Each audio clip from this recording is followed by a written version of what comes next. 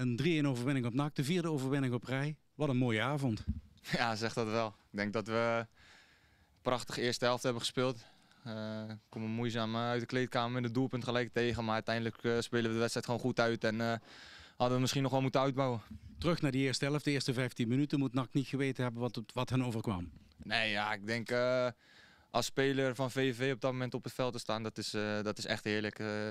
Hoog tempo, veel beweging en ja, NAC had het moeilijk en we straffen ze ook gelijk af. Dus ja, beter kan eigenlijk niet. Levi Smans was ongrijpbaar. Hij stond 2 keer op de goede plek en dat doet hij heel goed. En ook de voorzet, wat er vooraf gaat, is natuurlijk fantastisch. Dus ja, genieten. Jullie gaan met 3-0 de rust in. Wat zegt de trainer dan nog?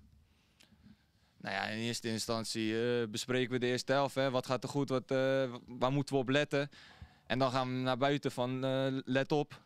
Ze zullen fel eruit komen en geen doelpunt tegenkrijgen en uitbouwen.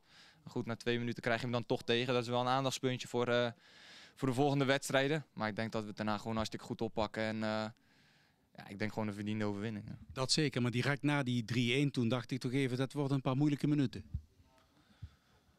Ja, misschien leek dat zo vanaf de kant. Ik persoonlijk stond ik wel met vertrouwen op het veld. En ik hoop de rest van de gasten ook. Ik voelde me in ieder geval zeker en ik denk dat we het goed hebben gedaan. Uiteindelijk sta je nu lekker tweede op de ranglijst achter Roda JC. Wie had dat gedacht voor aanvang van het seizoen? Ja, niet veel mensen.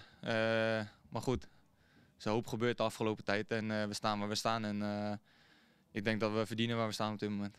4 wedstrijden op rij gewonnen, dat smaakt naar meer. Ja, zeker weten, uiteraard. Volgende week op de hertgang tegen Jong PSV. Gaan we weer voor, zeker weten.